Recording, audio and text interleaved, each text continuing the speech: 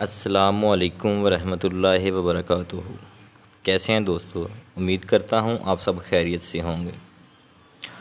ہرن کی رفتار تقریباً 90 کلومیٹر فی گھنٹہ ہوتی ہے، جبکہ شیر کی زیادہ سے زیادہ رفتار 58 کلومیٹر فی گھنٹہ ہوتی ہے۔ رفتار میں اتنے بڑے متضاد کے باوجود بھی بیشتر موقعوں پر ہرن شیر کا شکار ہو جاتا ہے۔ کیا آپ جاننا چاہتے ہیں کہ کیوں؟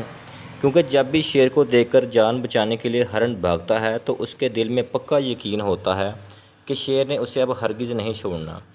وہ شیر کے مقابلے میں کمزور اور ناتواں ہے اور اس سے بچ کر نہیں نکل سکتا۔ نجات نہ پا سکنے کا یہ خوف اسے ہر لمحہ پیچھے مڑ کر دیکھنے کے لیے مجبور کرتا ہے کہ اب اس کے اور شیر کے درمیان کتنا فاصلہ باقی رہتا ہے، اور خوف کی حالت میں یہی سوچ ہرن کی رفتار پر اثر انداز ہوتی ہے۔ بس اسی اثناء میں شیر قریب آ کر اسے دبوچ کر اپنا نوالا بنا لیتا ہے۔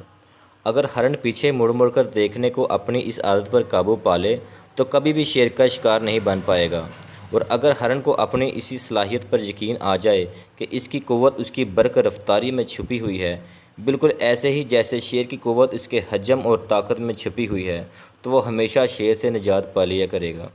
بس کچھ ایسی ہی ہم انسانوں کی فطرت بن جاتی ہے کہ ہم ہر لمحہ پیچھے مڑ مڑ کر اپنے ماضی کو تکتے اور کریدتے رہتے ہیں، جو کچھ اور نہیں بلکہ ہمیں صرف ڈستا رہتا ہے، ہماری ہمتوں کو پست، طبیعتوں کو اور رویوں کو افسردہ کرتا رہتا ہے۔ اور کتنے ہی ایسے وہم اور خوف ہیں جو ہمیں ناکامیوں کا نوالا بناتے رہتے ہیں، اور کتنی ہی ہماری ایسی اندرونی مایوسیاں ہیں جو ہم سے زندہ رہنے کا حوصلہ تک چھینتی رہتی ہیں۔